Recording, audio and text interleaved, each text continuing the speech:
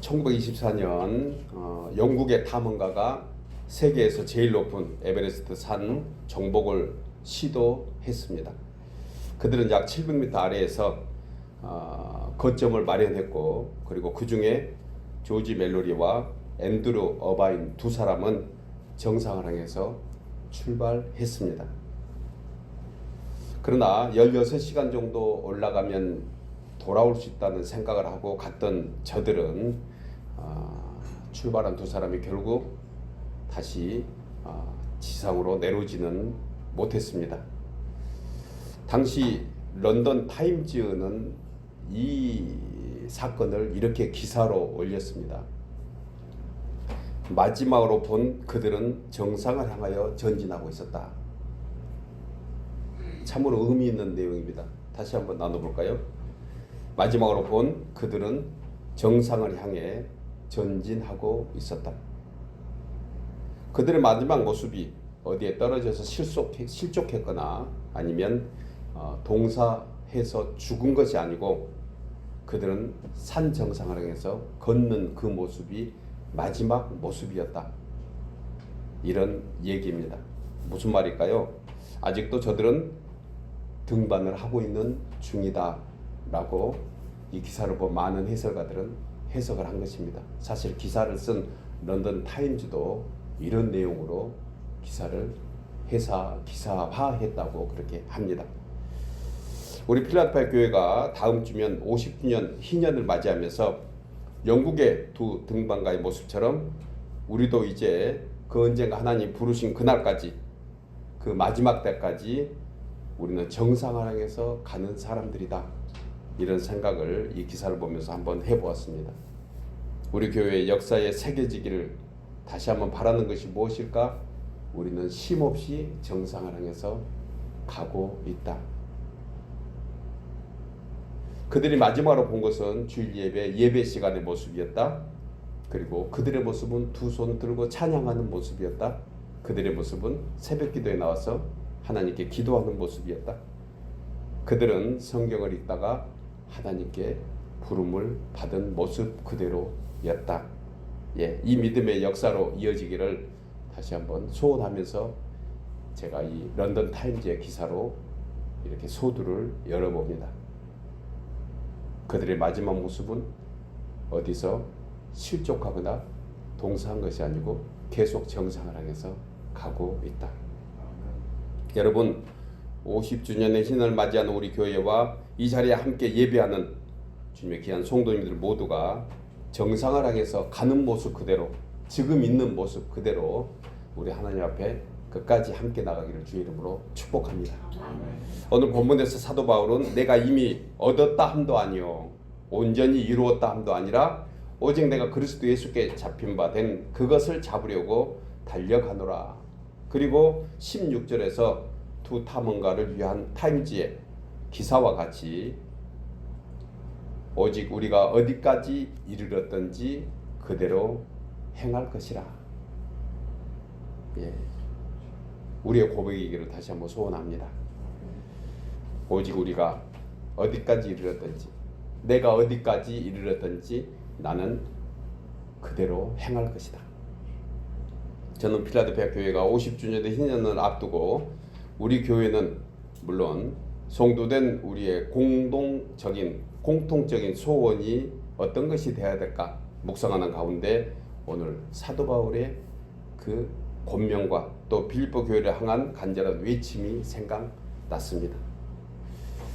이 외침이 당시 빌립보 교회 성도들에게 큰 힘이 되고 신앙의 푯대로 세워졌던 것은 우리에게 그와 같은 권능이 다시 한번 역사할 줄 믿습니다.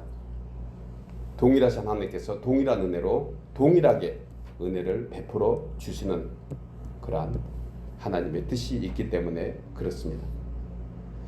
우리의 소원은 본문을 통해 다시 한번 생각할 수 있습니다. 부름의 상을 향하여 가게 하소서. 부름의 상을 향하여 가게 하소서. 이 기도의 제목만 가지고 우리가 앞으로 다시 새롭게 시작되는 이 희년 후의 역사를 우리 하나님께 우리의 믿음의 의지로 보여드린다 하면 하나님은 분명히 우리 필라델피아 교회를 통해서 또 여기 계신 한 분 한 분을 통해서 그다음에 귀한 역사로 이루어 가실 줄 믿습니다. 오늘 저는 사도 바울의 간절한 외침 따라 부름의 상을 향하여 가게 하소서 그 제목으로 함께 생각하며 세 가지로 은혜를 나누려고 합니다. 첫째로 부름의 상을 향하여 가기 위해서는 주의 죽으심과 부활을 본받아 고난에 참여해야 합니다. 우리 나누어서 읽겠습니다. 부름의 상을 향하여 가기 위해서는 주의 죽으심과 부활을 본받아 고난에 참여해야 합니다. 본문 10절 이하에 내가 그리스도와 그 부활의 권능과 그 고난에 참여함을 알고자 하여 그의 죽으심을 본받아 어떻게 해서든지 죽은 자 가운데서 부활에 이르려 하노라고 말씀합니다. 본절에서 알려 하여 이 헬라어 원문이 그노나이 그런 단어를 쓰는데 이것은 지식적인 그러한 고백이 아닙니다. 지식에서 오는 고백이 아니고 경험적인 신앙의 고백이 담겨 있는 것입니다. 알려 한다는 것은 머리로 아는 것이 아니고 마음으로 새겨 담아두는 그러한 경험적인 신앙을 본절이 얘기하는 것입니다. 사도 바울은 과거나 현재처럼 앞으로도 계속해서 예수님의 십자가 은혜를 알기를 원하는 강한 의지가 이 안에 있는 것입니다. 오늘날 기독교가 많이 이렇게 좀 힘을 잃은 것 중에 능력을 잃은 것 중에 하나가 2000년 전에 예수님께서 십자가에서 모든 문제를 다 해결하시고 다 이루었다라고 얘기하는 그 권능의 역사가 그때 끝난 걸로 우리는 생각합니다. 그리고 그때 그렇게 했던 역사를 우리는 믿음으로 그냥 모든 것이 다 된 것처럼 그렇게 생각하는 성도들이 참으로 많다는 것이에요. 혹시 우리 가운데서도 과거에 예수님께서 십자가에서 모든 일을 행하신 것으로 믿는 것으로 구원받는다 이것만 가지고 있다가 하면 사실 오늘 이 알려하여의 의미는 많이 우리에게 미치지 못할 것입니다. 무슨 얘기입니까? 우리는 2000년의 그 십자가의 주님의 귀한 능력과 그 역사가 오늘 내 삶에 지금 현재 이루어지고 있음을 우리는 고백해야 되는 것이에요. 그래서 그 전에 2000년의 십자가의 그 놀라운 능력과 권능과 모든 것을 이루심이 지금 오늘 이 시간도 모든 이루심의 진행이 되어야 하는 것입니다. 바울은 그 방법 중에 하나가 무엇일까요? 주의 고난에 참여하는 것이에요. 주의 고난. 신학자 켄트는 이 고난은 예수를 믿고 따름으로 경험되는 내외적인 고난이라고 했습니다. 그러니까 마음으로 믿어서 의에 이르고 입으로 시인해서 고백하는 그러한 고난이 같이 여기에 함축되어 있는 것입니다. 이처럼 내외적인 고난에 참여하는 것을 본절에서 알려주고 있는 것입니다. 무엇을 알려줍니까? 주님의 죽으심과 부활을 본받아야 한다. 그 십자가가 과거에 나를 위해서 이미 이루어 놓은 그 십자가지만 그 십자가를 지금 내 삶에 체험하기 위해서는 주의 죽으심과 부활을 본받아야지 그것이 바로 현재 신앙이 되는 것입니다. 여러분, 바울의 이 소원이 그냥 지식에서 배워지는 입버릇처럼 하는 그러한 얘기가 아닌 것입니다. 진실로 마음으로 다짐하고 결단하는 것을 보게 되는데 그 내용이 바로 11절의 고백입니다. 11절 보니 어떻게 해서든지 죽은 자 가운데서 부활에 이르러 하노라. 여러분, 이 말씀의 맥락에서 바울의 어떤 마음이 느껴집니까? 바울의 강한 신앙 의지가 우리 마음에도 전해옵니까? 어떻게 해서든지 저는 신앙생활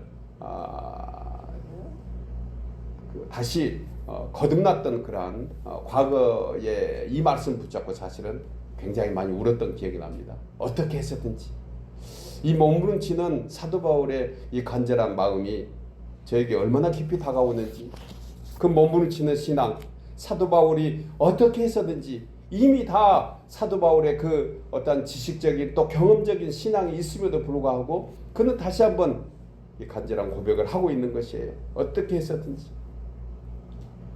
바울은 믿음으로 살면서도 또한 다시 한번 그 믿음을 잃지 않고 체험하기 위한 그런 간절한 소원이 이 단어 안에 있는 것입니다.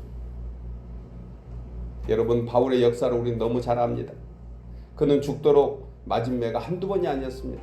5번이나 그는 죽을 만큼 매를 맞았고 강도를 만나 죽을 고비가 한두 번이 아니었습니다. 정말 죄 없이 쇠고랑 차는 일이 한두 번이 아니었습니다. 수많은 누명을 쓰고 또 지하 감옥에 갇혀서 죽을 고비를 한두 번 겪은 것이 아닙니다. 하지만 이 모든 일이 자신의 안위와 영광을 위해서가 아니고 주님의 몸된 교회와 성도를 지키기 위한 그 고난이 자신에게 오히려 자랑스럽고 기쁨이 된 것은 그 안에 하나님을 향한 간절한 소원이 이루어지고 있었기 때문입니다. 그는 밥을 굶어도 기뻐했습니다.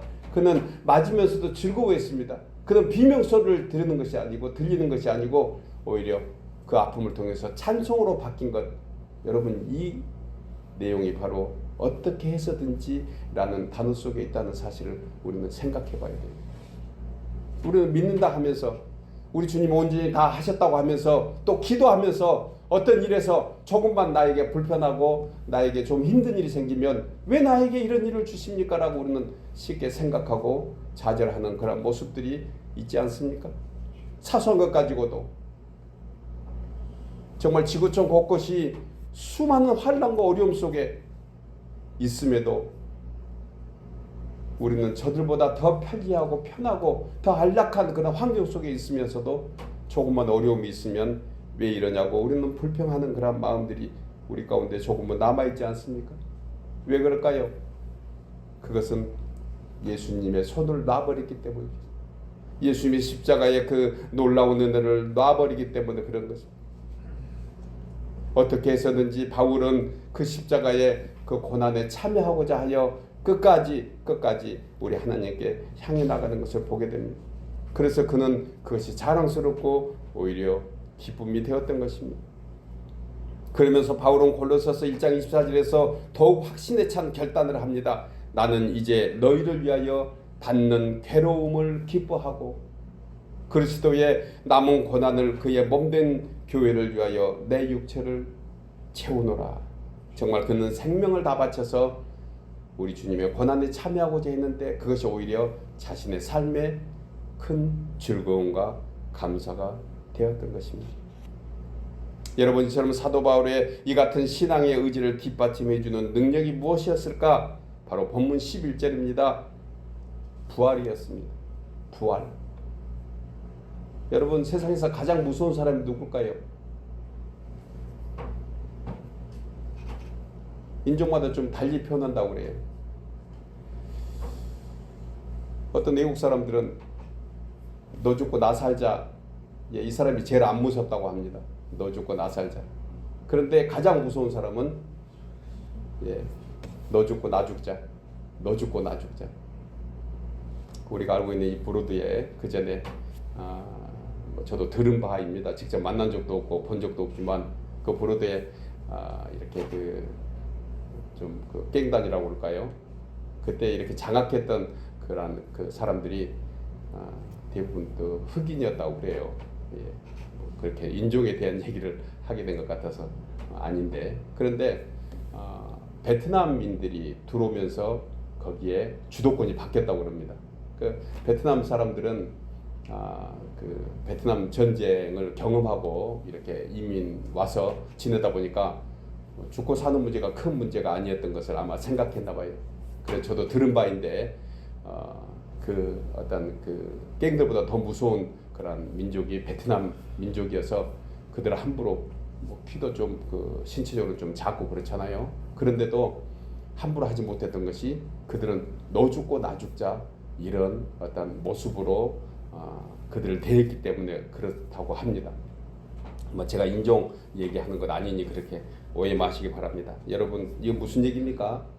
우리는 부활신앙이 우리의 모든 고난과 어려움을 이길 수 있는 능력이 되는 것, 우리 다시 한번 붙잡아야 돼요. 부활신앙. 여러분, 나는 죽어도 살겠고 살아서 믿는 그러한 우리에게는 영원히 죽지 않는다는 이 신앙이 우리는 그냥 머리에서만 늘 맴돌고 그냥 입으로 그냥 쉽게 하는 얘기처럼 하는데, 사실 바울은 이 얘기를 다시 한번 얘기하는 거예요. 어찌해서든지 이 얘기는 부활에 참여하는 것이 얼마나 바울에게 그가 어려움을 극복하고 이 삶을 극복하는데 오히려 그냥 그 어려움을 극복하는 그 한계점에서 힘들고 어려워하는 것이 아니고 오히려 그게 큰 기쁨이 되고 영광이 되는 것으로 맞이했던 것은 왜 그럴까요? 부활의 영광이 있음을 그건 알고 있었습니다. 저희의 어르신들, 이민 초기 어른들은 정말 고생이 고생으로 생각하지 않았습니다. 왜 그랬을까 생각해보면 대부분 꿈이 있었어요.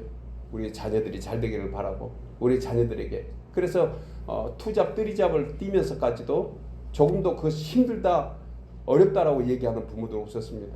일 마치고 돌아오면 늦은 시간에 오시고 나서도 자녀들이 너희들 밥 먹었어? 뭘 챙겨줄까 하는 거라 부모들의 헌신이 왜 그랬을까요? 그것은 장차에 소망이 있었던 것입니다. 우리에게도 마찬가지 아닐까요? 우리는 신앙생활을 하면서 왜 우리에게 기쁨과 즐거움이 돼야 될까요? 그것은 바로 부활신앙이 있기 때문에 그렇습니다. 믿으십니까? 우리의 고생은 고생이 아니에요. 우리는 그렇게 생각하는 그러한 사람들이 아닙니다. 그렇게 생각해서 안 될 사람들인 거예요. 왜냐하면 사도 바울처럼 부활신앙을 가졌을 때 오히려 그의 고난과 어려움이 그에게 기쁨이 되고 큰 힘이 되었던 것입니다. 우리는 육신적으로 고생하는 사람들이 아닙니다. 우리는 그리스도의 고난에 함께 참여함으로 그 고난을 함께 주님과 함께 나아가는 그런 믿음의 사람인 것을 우리는 다시 한번 생각해야 되는 것이에요. 로마서 8장 18절에 생각하건대 현재의 고난은 장차 우리에게 나타날 영광과 좋게 비교할 수 없도다. 우리의 고백이기를 주의 이름으로 축복합니다. 신년을 맞이한 우리 교회 모든 성도들 또 교회에 오갔던 모든 사람들이 이 고백으로 주님 오늘 그날까지 우리는 견고하게 신앙을 지킬 수 있는 힘이 되기를 바랍니다. 현재의 고난은 장차 우리에게 나타날 영광과 좋게 비교할 수 없도다. 사랑하는 여러분, 하나님께서는 억지로 십자가를 지고 간 구레네 사람 시몬도 기뻐하셨지만 자원하는 심정으로 주의 십자가 은혜를 생각하며 자신에게 주어진 고난을 감사함으로 묵묵히 감당할 때 이 세상 사는 날 동안 주의 영광의 빛을 받아 세상에 감당할 수 없는 사람으로 살아가게 할 줄 믿습니다. 여기 계신 모두가 세상에 감당할 수 없는 사람 모두 되기를 주의 이름으로 축복합니다. 두 번째로 부름의 상을 향하여 가기 위해서는 주님이 주신 구원의 은혜를 믿음으로 끝까지 지켜야 합니다. 우리 나눠서 읽겠습니다. 부름의 상을 위하여 가기 위해서는 다시 한번 읽을까요? 부름의 상을 향하여 가기 위해서는 본문 12절에서 이 말씀을 합니다. 내가 이미 얻었다 함도 아니요 온전히 이루었다 함도 아니라 오직 내가 그리스도 예수께 잡힌 바 된 그것을 잡으려고 달려가더라. 본절에서 말씀하는 그리스도 예수께 잡힌 바 된 것, 이것에 관하여 주석가들은 바울이 다메섹에서 주님을 만났던 그 모습이 바로 예수께 잡힌 바 된 그 모습이었다고 해석하기도 합니다. 그 구원의 은혜, 그때를 회심하면서 그는 그리스도 예수께 잡힌 바 된 그 과거가 현재에 잡힌 바 된 그러한 신앙으로 그는 다시 한번 고백하고 있는 것입니다. 그리고 종교개혁자 마틴은 이 내용을 바울이 주님과 만남을 통해 구원의 은혜를 입었지만 그 값진 구원을 온전하게 하기 위하여 믿음으로 몸부림치고 있는 것이 바로 이 본절의 말씀이라는 거예요. 먼저 나눴던 것처럼 똑같은 얘기입니다. 우리는 구원이 단번에 한 번에 이미 과거에 이루어졌다고 그렇게만 믿는 그러한 성도들이 참으로 많이 있습니다. 여러분, 바울은 이 구원을 향하여 어떻게 한다고 했습니까? 달려간다는 거예요. 달려간다. 이것은 현재 달려간다는 것입니다. 이 단어의 헬라어가 디오코라는 단어를 쓰는데 이건 쫓아간다, 추적한다는 현재 진행형입니다.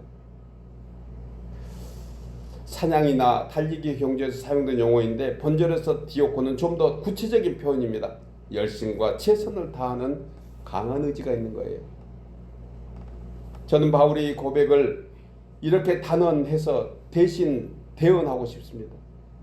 그는 예수 그리스도를 배우고 닮아가는 일에 멈추지 않고 끝까지 가고자 하는 믿음의 결단을 이루고자 몸부림쳤다. 그런데 죽을 힘을 다했다. 죽을 힘을 다했다. 여러분, 하나님께 받은 은혜를 지키려고 얼마나 몸부림치고 있습니까? 그냥 들어서 받은 구원이 아니라는 것이에요. 그 구원에 멈춰서는 안 된다는 것입니다. 그럼 아무 능력이 없는 거예요. 종이 호랑이와 같이 그림은 호랑인데 생쥐 한 마리 잡지 못하는 그러한 호랑이의 모습이 아닐까 하는 생각을 해봅니다. 여러분, 신앙은 몸부림쳐야 됩니다. 내가 죽으면 죽을지언정 은혜의 구원에서 결코 떠나지 않겠다는 그런 간절한 믿음이 있어야 됩니다. 오늘날 이 구원을 뺏으려고 사탄 마귀는 우는 사자처럼 쫓아다닌다는 거예요. 안 된 얘기지만 성도들 가운데 오늘날 아예 사탄 마귀의 리스트에도 올라가지 못한 사람들이 있지 않을까 하는 생각을 제가 조심스럽게 해봅니다. 아예 상대도 안 하는 거예요. 잽이 안 돼서 상대 안 하는 것입니다. 그래도 뭔가 동등해야 되잖아요. 사탄 마귀의 권능에 뭔가 그래도 대항하고 몸부림치는 모습이 있어야지 그들도 싸우려고 하는 기분이 나지 않을까 하는 생각을 조심스럽게 해봅니다. 아무 능력 없는 성도, 아무것도 하지 못하는 성도라고 하면 그게 산 신앙이겠냐? 그건 죽은 신앙과 똑같다는 야고보 사도하고 틀릴 바가 뭐가 있겠는가 하는 생각을 해봅니다. 여러분, 산 사람만이 몸부림칩니다. 죽은 사람 보십시오. 찬지 더운지 뜨거운지 전혀 느끼지 못하잖아요.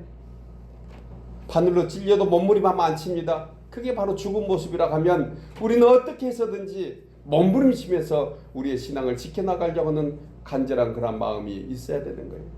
그래서 예수님은 마가복음 12장 3절에서 너의 마음을 다하며 목숨을 다하며 힘을 다하며 뜻을 다하여 주 너의 하나님을 사랑하라고 말씀한 것입니다.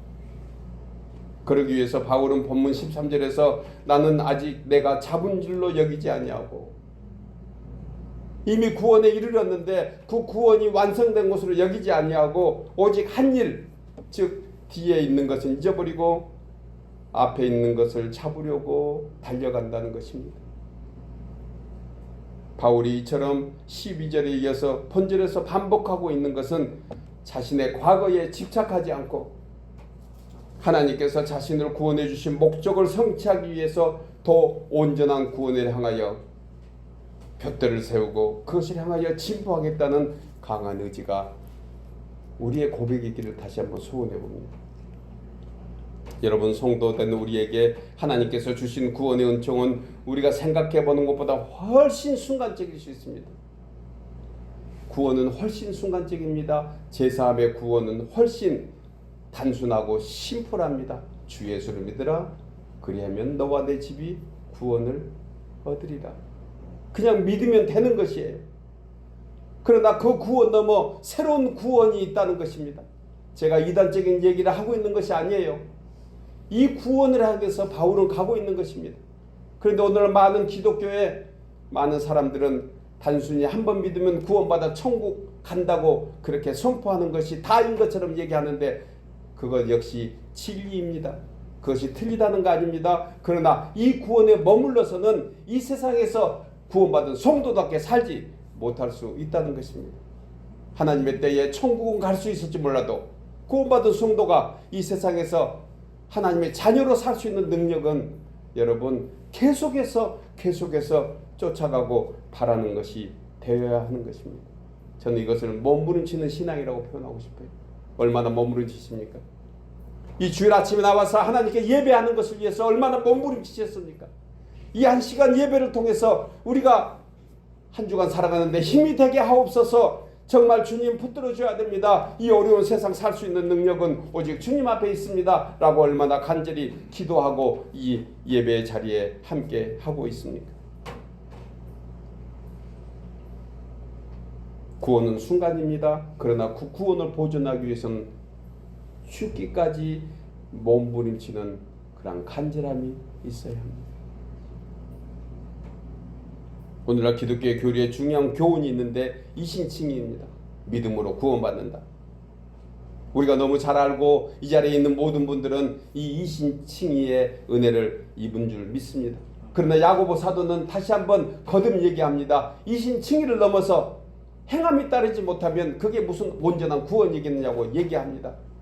오늘날 많은 신학교가, 많은 신학생들이, 많은 주석가들이 이 문제를 가지고 논쟁하기도 합니다.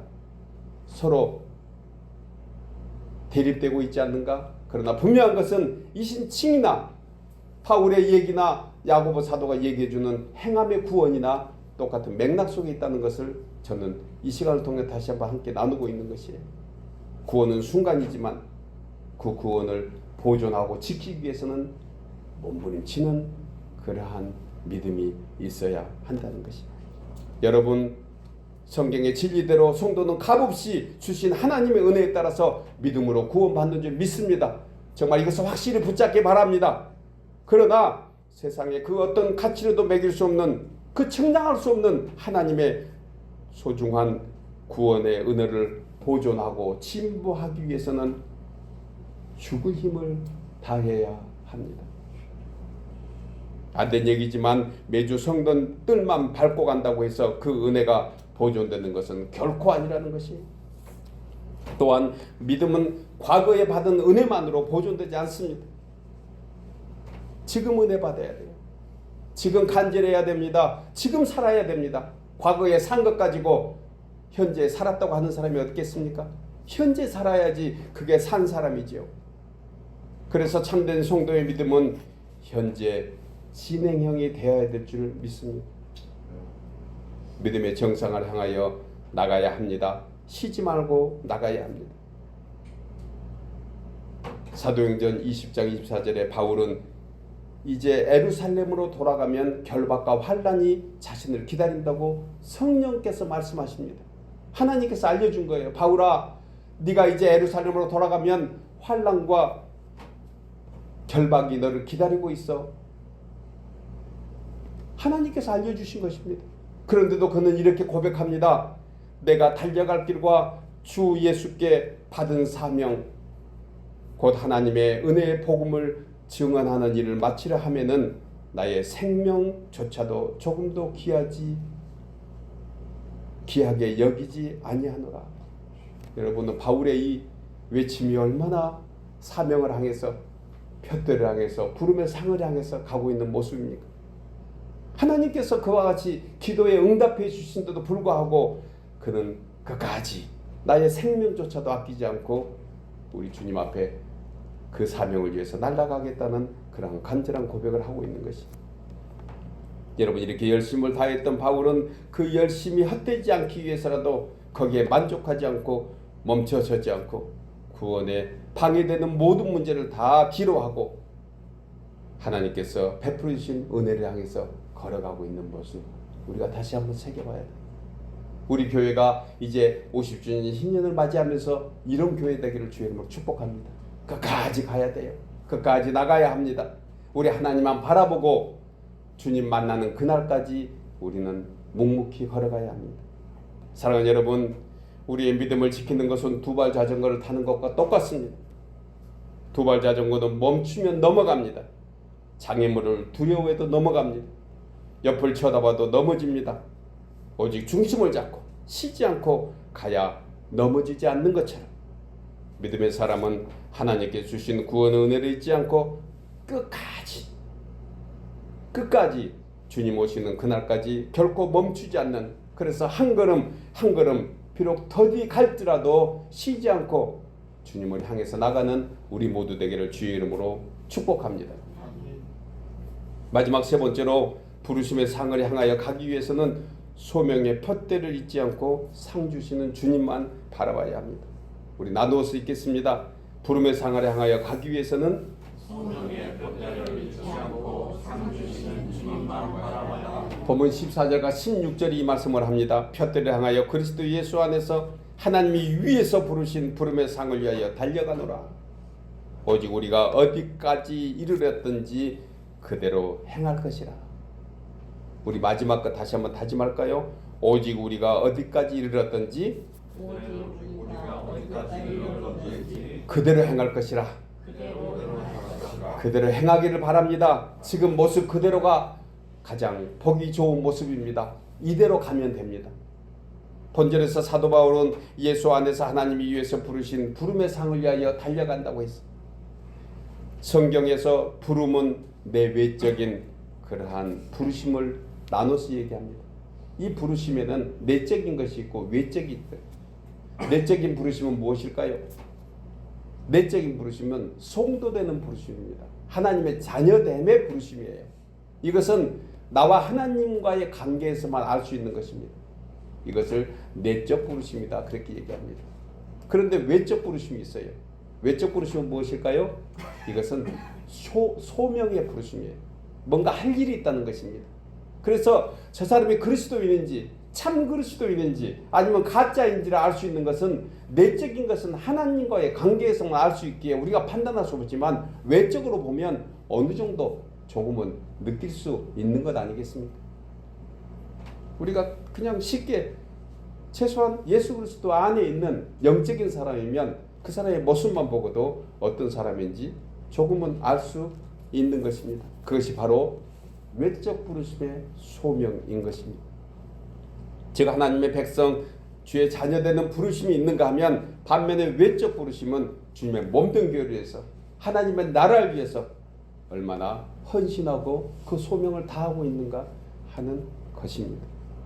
여러분, 하나님께서 모든 사람을 세상에 보내시면은 분명한 목적이 있습니다. 믿으십니까? 이 자리에 있음에도 목적이 있고요. 그 모든 자연 만물도 다 목적이 있습니다. 저는 오늘 우리 장로님이 기도하시면서 저한테 생각하는 것 중에 한 가지가 이 목적을 상실해 버리니 오늘날 지구촌이 엉망진창이 되는 것이에요. 여러분, 북극과 남극은 얼음으로 가득 차 있어야 됩니다. 그래서 거기는 거기대로 그 동물들이 있어야 되는 것이에요. 그런데 그것을 상실하고 그것이 망가지도록 오늘날 인류는 얼마나 많은 파괴를 하고 있는지 모릅니다. 우리가 아는 대로 저 아마존, 저 아프리카 오지의 깊은 곳에는 그들이 있어야 될 그 동물들만이 지내야 될 그 터전이 있어야 되는 것입니다.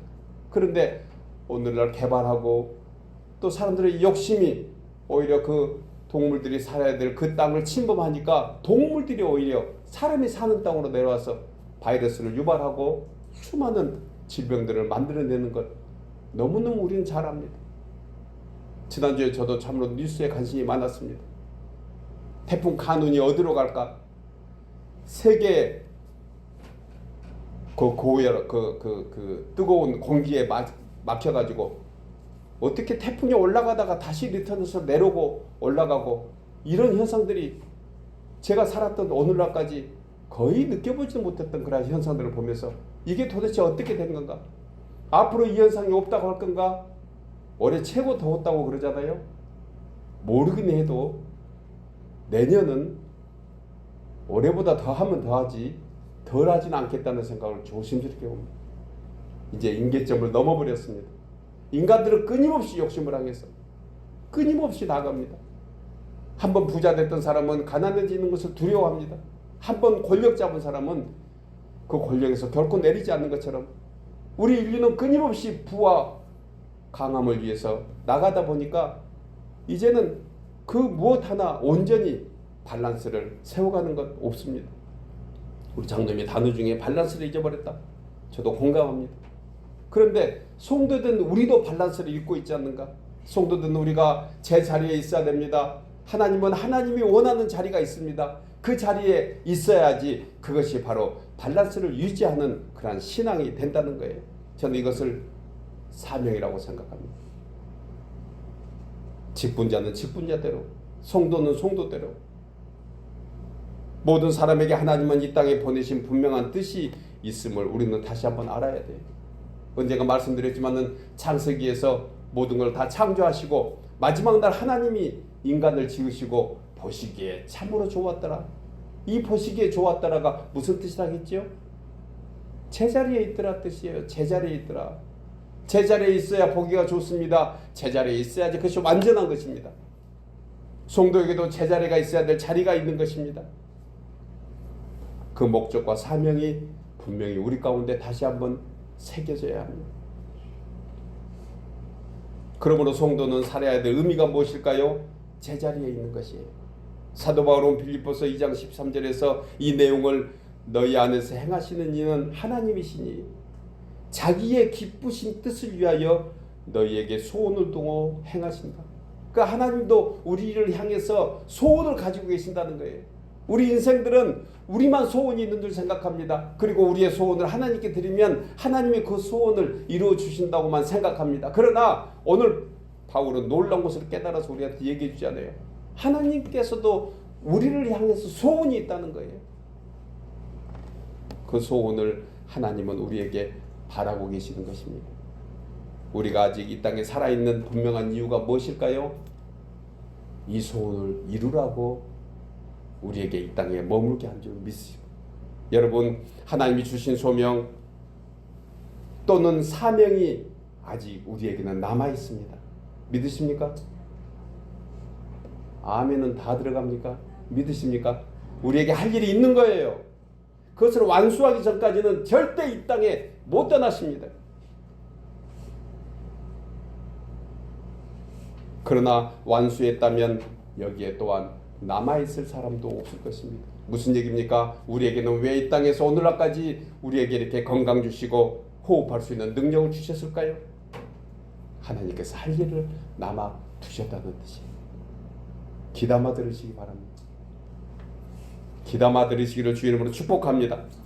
그런데 오늘 이 자리에 있는, 그리고 이 말씀을 듣게 한 모든 사람들은 다시 한번 읽어야 됩니다. 내가 무슨 일을 해야 될까? 그래서 다윗은 시편 118편 17절에서 어떤 환난과 시련이 온다 해도 죽지 않고 살아서 여호와께서 하시는 일을 선포하리로다. 죽지 않고 살아서. 다윗이 그 고난과 어려움 속에서도 자신은 왜 죽지 못한가, 왜 죽어서 안 된다고 얘기하는가? 하나님께서 자기를 통해서 할 일이 있으시다는 거예요. 그는 여호와 하나님의 역사에 참여할 수 있었던 것은 무엇일까요? 그는 죽지 않고 살아서 자기의 사명을 감당한다는 그런 간절한 소원이 있었습니다. 여러분, 이 세상에 다 알 수 없는 질병과 바이러스와 수많은 사고와 세상의 환난에서 건져준 이유가 무엇일까? 그것은 바로 우리 각자에게 할 일이 있다는 것을 다시 한번 믿으시기 바랍니다. 어떤 유머의 글에서 이 땅의 삶을 최대한 미루기 위한 나이별 소망의 그러한 글을 제가 봤습니다. 나이별로 이런 소망이 있대. 최대한 이 땅에서 오래 살려고. 60세에 저 세상에서 날 데리러 오거든 아직은 젊어서 못 간다고 해라. 70세에 저 세상에서 날 데리러 오거든 할 일이 아직 남아서 못 간다고 해라. 80세에 저 세상에서 날 데리러 오거든 아직은 쓸만해서 못 간다고 해라. 90세에 저 세상에서 날 데리러 오거든 알아서 갈 테니 재촉하지 말라고 전해주라. 100세에 저 세상에서 날 데리러 오거든 좋은 날 좋은 시에 알아서 갈 테니 재촉하지 말라고 전해주라. 여러분, 비록 웃자고 하는 유머이지만 참으로 의미가 담겨 있습니다. 아직은 젊어서, 아직은 할 일이 남아서, 아직은 쓸만해서 우리 각자에게 맡겨주신 사명을 다하는 그날까지, 주님 부르시는 그날까지 죽지 않고 살아서 여호와의 행사를 선포하리라. 그렇게 우리는 고백하는 기회가 돼야 됩니다. 나는 끝까지 살 거야. 나는 하나님 안에서 할 일이 있어. 여러분, 성도는 천국 본향을 향해서 이 세상을 살아가는 하나님의 사람들입니다. 그래서 우리 성도를 향해서 나그네의 삶이라고 얘기합니다. 이건 돌아갈 본향이 있다는 것이에요. 천국을 소망하면서 살아갈 때 이 땅에서의 삶이 더 가치 있는 이유가 무엇일까요? 할 일을 하고 있기 때문에 그런 것이 아닐까요? 그런 의미에서 우리 모두는 이 세상에 내려온 영적인 디아스포라들입니다. 디아스포라, 이것은 디아와 스포라의 두 단어가 합성된 단어예요. 디아, 이것은 흩어진, 스포라, 이것은 씨앗이라는 얘기입니다. 합쳐놓으면 흩어져 뿌린 씨앗들의 의미인 것이에요. 우리 교회는 50년 반세기 역사를 보내고 있습니다. 여러분, 놀랍지도 않군요. 50년의 이 장구한 세월 속에 필라델피아 교회가 도대체 몇 개나 있었을까? 제가 자료를 찾아보는 동안에 연합교회와 임마누엘 교회가 우리보다 한 5년 빨리 세워졌고, 그리고 저희 교회가 오늘날까지 있는 것입니다. 여러분들이 주인공이라기도 여러분들 놀랍지 않군요. 우리 모두가 하나님 안에서 이 사명을 감당하고 있는 거예요. 디아스포라. 제가 생각해 보았습니다. 우리 교회를 통해서 세워진 장로님들, 직분자들이 다른 교회에 얼마나 초석이 되었는가 우리는 역사를 통해서 너무 잘 압니다. 주변 몸된 교회는 풍성하지 못할지언정 우리는 50년 반세기 역사 속에 디아스포라의 이 귀한 하나님의 역사에 동참했다는 사실을 우리는 감사해요. 그리고 오늘 이 자리에 우리는 다시 한번 그날을 기억하며 함께 앉아있으니 얼마나 귀한 은혜입니까? 그래서 저는 우리 필라델피아 교회에 부임하면서 5가지 비전과 소망을 가지고 성도들과 함께 기도하고 오늘까지 실천하고 있습니다. 그 5가지가 이렇습니다. 에베소서 2장 20절의 말씀으로 진리 위에 세워진 성경적 교회, 누가복음 10장 27절의 말씀처럼 믿음으로 사랑을 증거하는 교회, 골로새서 1장 28절 이하의 말씀으로 평신도를 제자로 훈련하는 교회, 마태복음 28장 18절 이하의 말씀으로 한 영혼을 주님께로 선교와 전도의 삶을 감당하는 교회, 마지막으로 골로새서 1장 4절 이하의 말씀으로 다시 오실 주님을 사모하며 재림을 기다리는 교회. 여러분, 우리는 이 5가지의 비전과 목표를 향해서 이미 지나왔고 앞으로도 갈 것입니다. 여러분, 주님의 몸된 교회가 50주년 역사 가운데 이런 역사가 이루어졌고 그리고 앞으로도 이루어지실 줄 믿습니다. 예수님께서 각자의 믿음대로 합당한 상급을 또한 예비해 주셨습니다. 그리고 이미 하나님의 언약대로 그 상급을 우리께서 주신 것을 우리는 다시 한번 붙잡아야 합니다. 요한계시록 22장 12절에 보라 내가 속히 오리니 내가 줄 상이 내게 있어 각 사람에게 그가 행한 대로 갚아 주리라. 여러분, 주님은 성도들에게 각자에게 합당한 달란트를 주셨습니다. 그래서 누가 더 잘하고 누가 더 못한다는 그런 개념은 우리 머릿속에 다 버려야 합니다. 하늘의 상급은 상대평가가 아닙니다. 1등만 주고 그 중에 2등 주고 하는 그런 상대평가가 아니에요. 하늘의 상급, 그것은 바로 절대평가라는 사실입니다. 이 말씀을 주님은 달란트 비유에서 5달란트 받은 자와 2달란트 받은 자에게 동일하게 하나님의 축복을 허락하여 주셨습니다. 마태복음 25장 23절에 잘하였도다 착하고 충성된 동아 내가 작은 일에 충성하였음에 내가 많은 것을 내게 맡기리니 내 주인의 즐거움에 참여할지라. 5달란트나 2달란트에게 동일하게 이 말씀을 하고 있다는 것입니다. 세상적 가치로 상급을 매긴다면 아마 1등에게는 1등에 합당한 그러한 대가를 주고 2등에게는 2등에 맞는 상을 줘야 맞습니다. 그러나 하나님의 기준은 1등도 2등도 아니라 얼마나 정성과 뜻과 힘을 다하고 있었는가였습니다.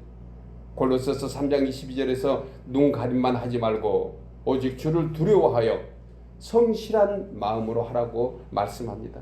여러분, 그리스도인 성도는 직장 생활에서나 사업을 경영하는 데서 성실해야 됩니다. 성실이 바로 이 세상에서 하나님의 은혜를 입는 하나의 방편입니다. 그래서 시편 기자는 얘기합니다. 성실로 식물을 삼을지어다. 여러분, 초대교회부터 그리스도인들을 부를 때 성실한 사람이라고 불렀다는 사실 알고 계십니까? 성도를 볼 때 성실했다. 에베소서 1장 1절에서 바울은 에베소에 있는 성도 곧 그리스도 안에서 신실한 자들이라고 했는데 여기에 신실한 자가 원문으로 보면 성실이라는 뜻입니다. 오늘날 교회에서 무슨 직분을 가졌느냐 보다 자신이 맡은 일에 얼마나 성실했느냐, 이것이 주님이 우리를 바라보고 있는 기준이 되는 줄 믿습니다. 사랑하는 여러분, 하나님은 우리 각자에게 합당한 달란트를 주셨습니다. 그리고 이제 우리 교회와 우리가 감당해야 될 그러한 것은 이제 겸손하고 순종해서 마음의 허리를 동이고 순종한 마음으로 주님 오시는 그날까지 서로 섬기며 서로 사랑하며 이제 50주년의 희년을 넘어서 주님의 몸된 교회를 더욱더 보존시키고 끝까지 주님의 부르심의 상을 향해서 쉬지 않고 걸어가는 주님의 귀한 복된 성도들 모두 되기를 주의 이름으로 축복합니다.